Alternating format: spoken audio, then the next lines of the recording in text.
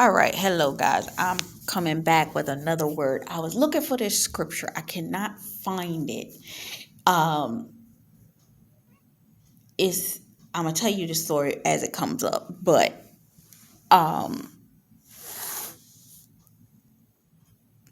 today's topic it's is dealing with the spirit of fear, okay? God brought this to my attention. This is a word that's 2 weeks in the making, okay? And it started with the Lord leading me to watch this episode of Quantum Leap on the Monday before this last Monday. And I watched it. Face value, it made me uncomfortable because it reminded me of something I walked through.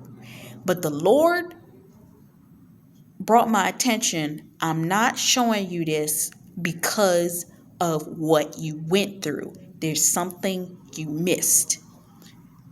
Then, in me watching that episode, while the commercial was on, I was reminded of an episode of my show from growing up called Buffy the Vampire Slayer. Buffy means promise of God, don't start with me. God uses foolish things to confound the wise. Because I was sitting in prayer this morning when God gave me this word a couple of days ago, when he used that episode, and I'm sitting there like, these people don't hear about that show. And the Lord said to me, Jesus, he was like, I'm using the foolish things. I'm using the foolish things. He also showed me that he will hide something for kings to go search it out. He also showed me that God will conceal a matter. So miss the breakthrough, if you want to, in what I'm using that the Lord gave me revelation in. Do it if you desire. I ain't got time for it, okay? I really do not. So let's start with Quantum Leap. Quantum Leap was a show I used to watch when I was a child. I watched it with Scott Bakula. I loved that show growing up. I had not really gotten into the new one because I like the old one. And from my understanding, when I did watch the few episodes that popped up on the television while I was doing something else, and it just was on in the background, either on mute or something. And I watched I came to the realization in this episode that God was using this to show what it is like for your God ordained spouse to walk through the spirit walk with God. In the original Quantum Leap, his guide was another man. In this one, this man's wife is his guide. She's the one that guides him through every mission. Okay? You, as the God ordained spouse, are that for your husband. Remember me saying your technical support? I didn't get it because God showed me in a dream. My spouse called me and was asking for technical support with his computer. And I'm like, wait, what are you talking about? Why are you calling me? I'm in the dream in my head, I'm thinking, why are you calling me about technical support for your computer? Because you are technical support. She represents technical support to this man. One, because she's literally the library for him, because the device she carries has the information he needs that allows her to come in as a hologram to him so that he's the only one that can see her when he goes through these experiences. And she gives him the information he needs in order to successfully get through the mission. That's what you are to your God ordained spouse, if you did not know. So that was my preface for me bringing you into this quantum leap thing. Okay? Now, next. God gave me, I'm going to show you what he gave me first. He gave me the episode of Quantum Leap, and then he gave me the episode of Buffy. He made me think of that episode of Buffy, and I had forgotten that episode even existed. This is how I know it was God, because I had forgotten about it. That was an episode I do not think about, because it was kind of disturbing, but I forgot. Okay.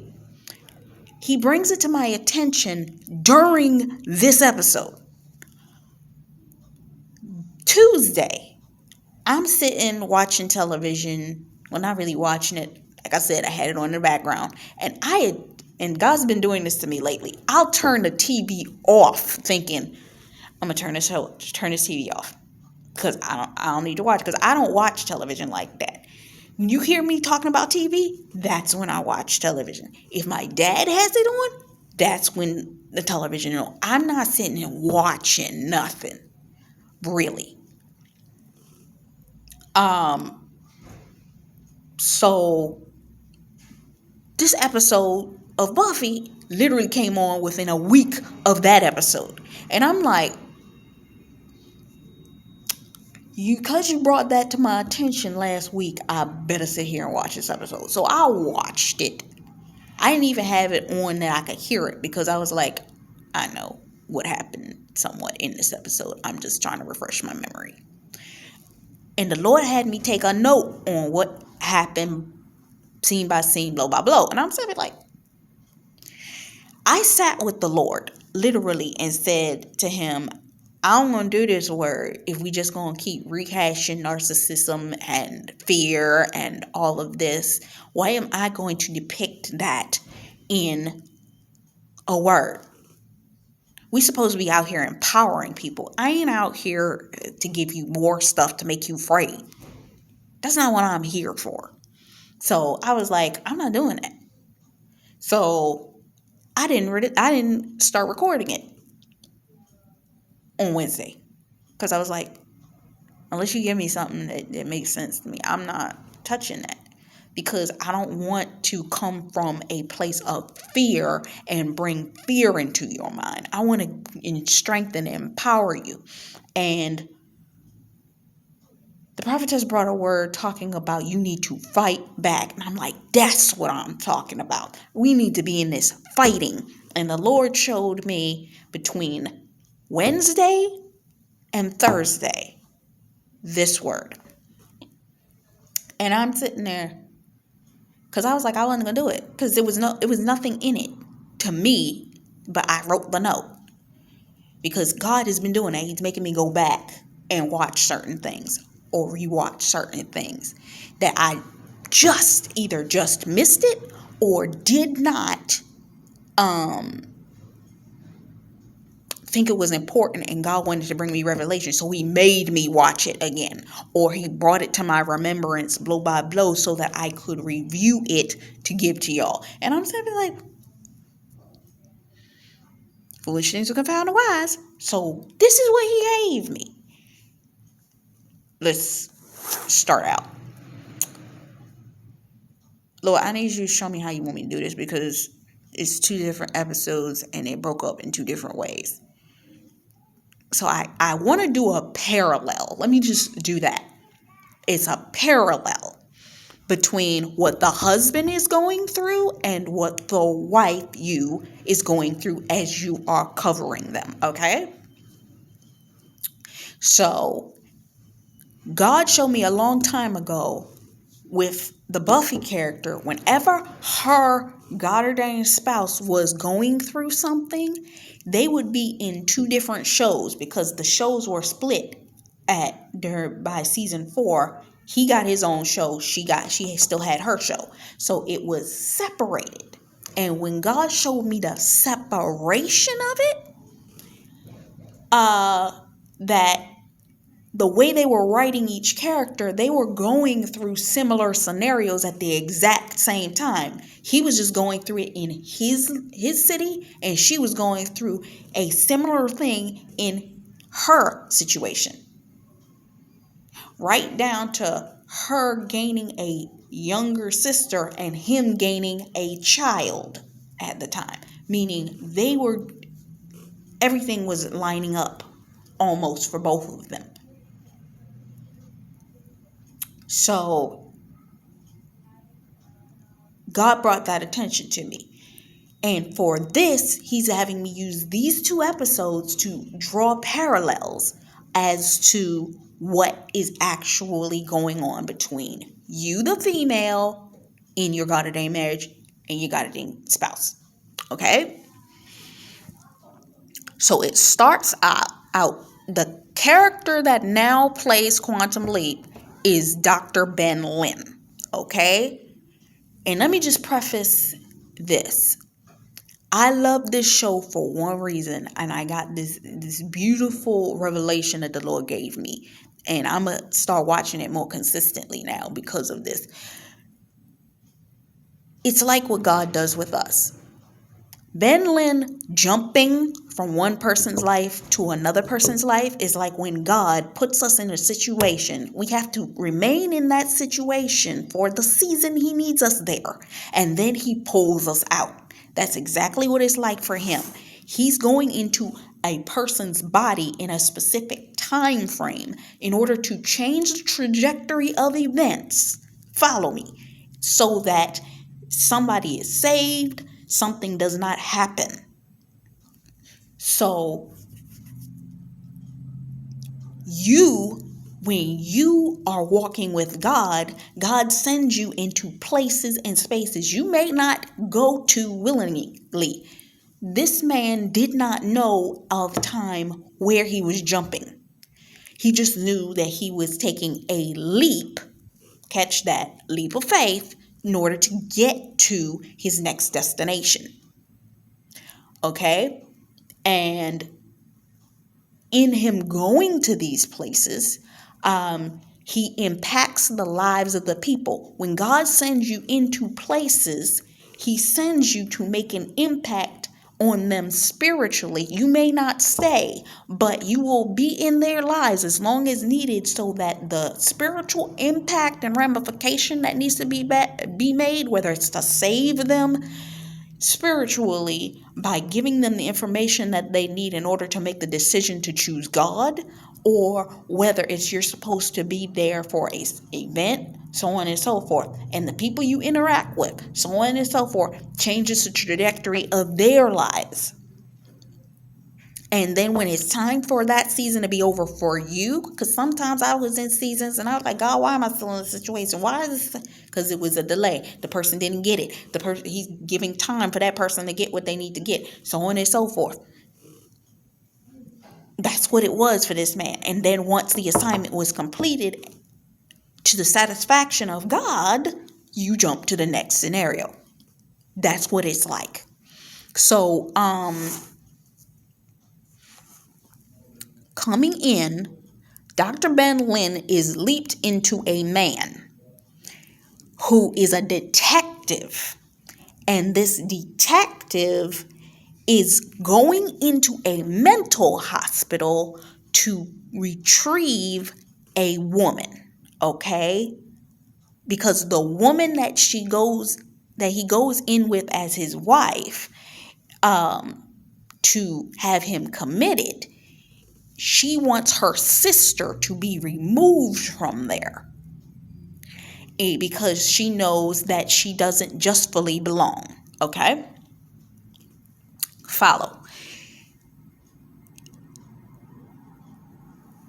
God showed me in this moment, as children of God, God uses us to impact the situation in which he puts us in.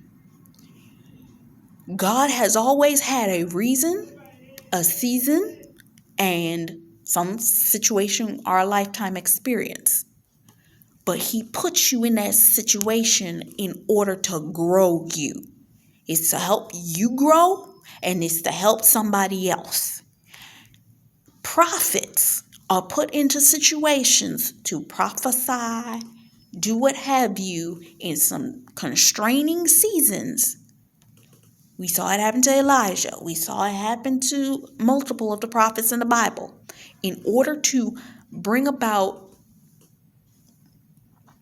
a level of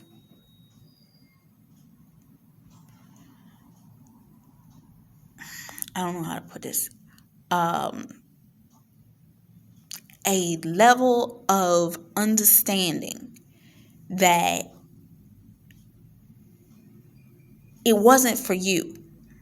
I heard somebody put it eloquently like this, that God will have you be put into a season where he allows you to go through all these things. And some of us be wondering why the Lord allows people to abuse us verbally and talk down to us, for us to be thoroughly abused.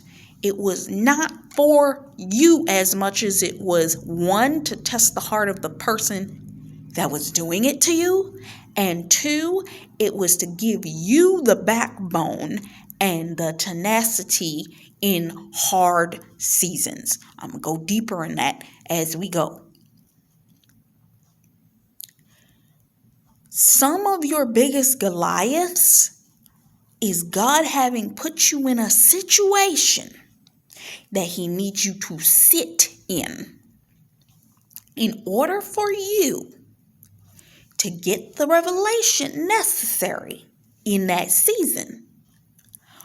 But for the other person to receive their deliverance they may not have received if they had not crossed your path. For you, it's the test of your will to remain in the constraint as he is pruning you, as he is giving you the tenacity to keep going. So he will put you in a simulation in order for you to be, you have been traded into this situation. I've been studying chess, and one of the moves that you have as a chess player is to trade pieces, where you take one of your weaker pieces and overthrow a strong piece of your opponent's. You were swapped into that situation by God in order for you to be positioned to get valuable information, a person, or the situation to come out to the favor of the Lord. And it is all for the Lord's glory. So this is why God allows Satan to test you. It's all for the boot camp experience, the what's the other word I was just thinking about?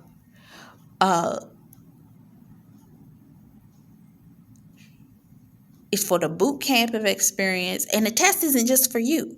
It's a, what did I just say?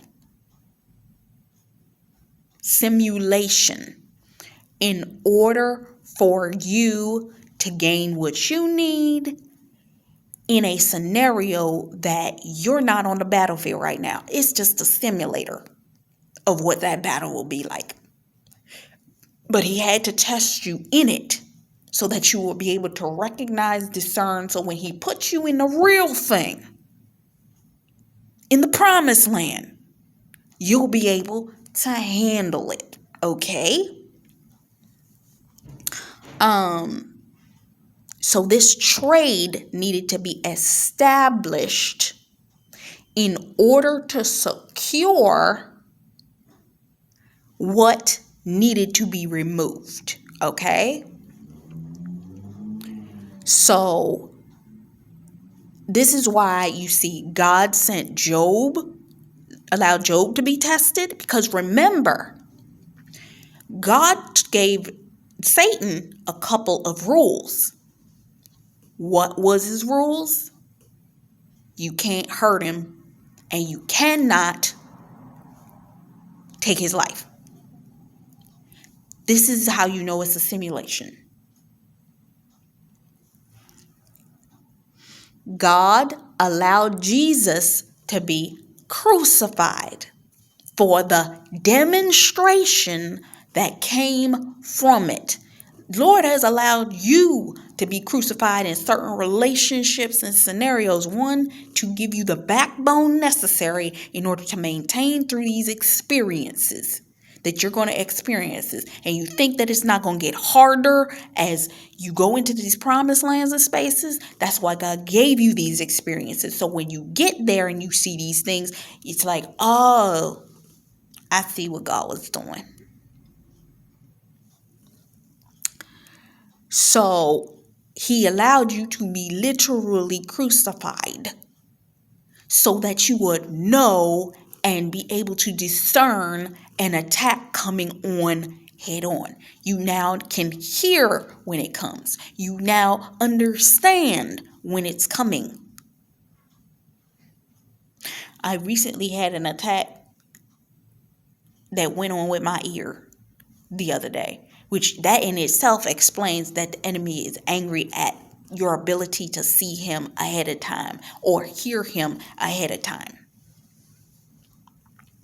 Because God, just like for this man in this show, his wife, just like you to your God-ordained spouse, are the technical support that leads them spiritually to the finish line. That's what you're doing. So it all is to allow God to get the glory. So when this man gets where he's going,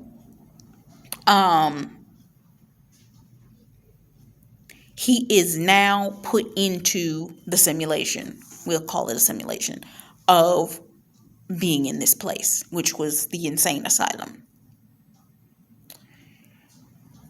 I'm going to go to the episode of Buffy where she had gone out to slay the demons, because that's what we do in the spirit, right?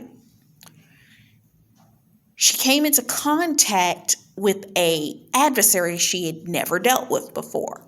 She fights them. They come and they try to use their, it had a poker on its hand.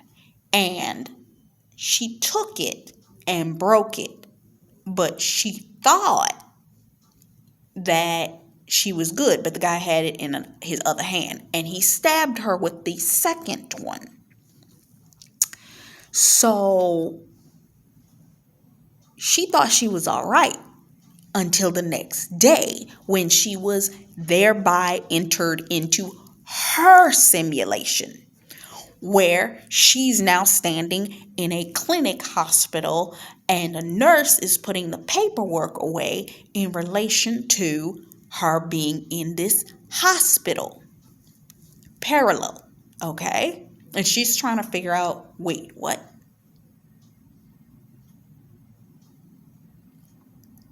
So, what am I saying? God will make, this is where we're getting into the meat of this word. God will allow false evidence. In both scenarios, this was a simulation. He was entered into the leap, which was a simulation, which he knew that he was going into. Meaning the guy that he was portraying knew he was going into, because he was going into it as a detective. He wasn't being put in the asylum. He was being sent in. Going back to the chess game, God will send you into enemy territory in order to get what he needs to get done. Which brings me to the scripture that I was not able to find. But I was listening to this dictation the other day, and it was about a man who was leading an army. The army went off, meaning it was made to assume that they were being taken away. But in that happening, they had set it up that the capture of his people thereby allowed that at the appropriate time frame, they would get the signal to turn on their oppressors and thereby run back to the gate, okay, which is where they were taken from. The Lord showed me through my coach the other day. She released the word making the statement that don't move. You are now about to walk out what it is that God showed you. And the only confirming to that is there was a Instagram post by the prophetess stating that you have learned all of the lessons that God wanted you to learn. Now you are about to be not so much tested, but you are about to go into the place where you're going to demonstrate your knowledge. This experience is a simulation in order for these two people to be tested in their knowledge, and their opponent is fear. What do you fear? I have been seeing things, hearing things, and been dealing with some spiritual things that I could tell was that spirit in operation, okay? So what was my coach trying to say? Stand in the middle of it. Job was tested, not for him to run, but for him to stand in the midst of it. Even Jesus, who was being prepared to go on the cross, said, if God, you can take this cup from me. These two people were put into their simulation. And then she came out of the hallucination of this simulation. So hers was breaking forth between reality and the spirit realm. Okay? But in this scenario, the spirit realm was made into reality, her reality, and for all intents and purposes of this word, the spirit realm was her reality, and the hallucination was what we walk through every day. For what does it say? Fear is false evidence appearing real.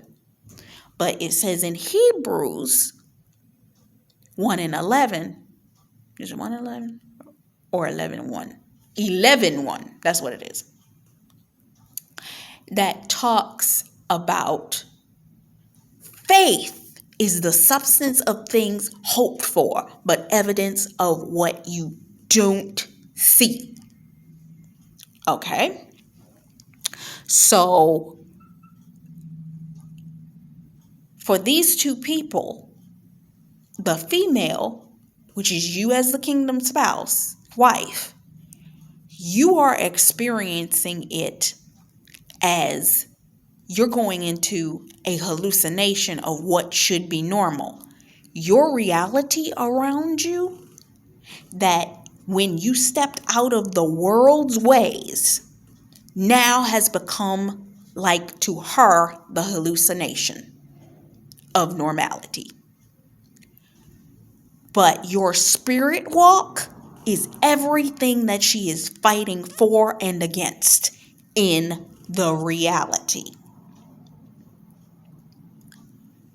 For the husband, for the man in Quantum Leap, the fact that he was traded into this hallucination or experience, your God ordained spouse is coming to a revelatory realization that the world he's in is not real. Why did I just hear that? Oh my God, thank you for confirmation. God had me hear an echo of something in relation to something he showed me related to my God ordained spouse. It's not real. The scenario isn't real. It's just fear, a figment of your imagination being forced upon you to make it look real. So, next, he gets in and he starts to, it's the next day, he's coming for breakfast. He's sitting there, sitting down to eat, and the food ain't really good. The enemy must keep you docile. In an insane asylum, they put you in a place that they are constantly feeding you medications, so on and so forth.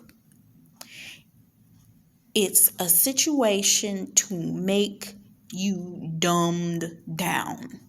In the previous word I just did, I talked about your God ordained spouse became numb to the situation that he was in. Some of your God ordained spouses were in that simulation that God kept them in a bubble. I talked about this in I believe it was the journey word in relation to your God ordained spouse. Your husband's going through a journey and it has the man on a road.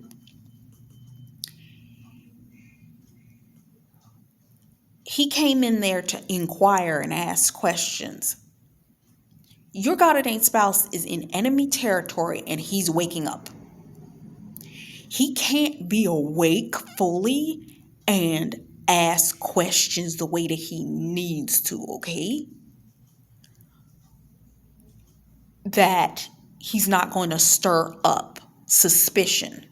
He's behind enemy lines, and it's almost like the Lord popped him upside the head, and he now sees in color all that the enemy is in operation around him, and he's fully aware of how the enemy is operating. Not to say that he was dumb before, it's just that he became numb to it. And the Lord had to wake him up when he came back to him. And once he came out of his lull, it's that moment, when you had that eureka epiphany moment, but it's to the point of, oh my God, I just figured out that all the people around me are crazy. And he noticed now he's got to strategically operate in how he asks his questions and how he detects what he needs to detect as he's preparing to do what he needs to do. And for him, what he's preparing is to come and rescue you. Oh,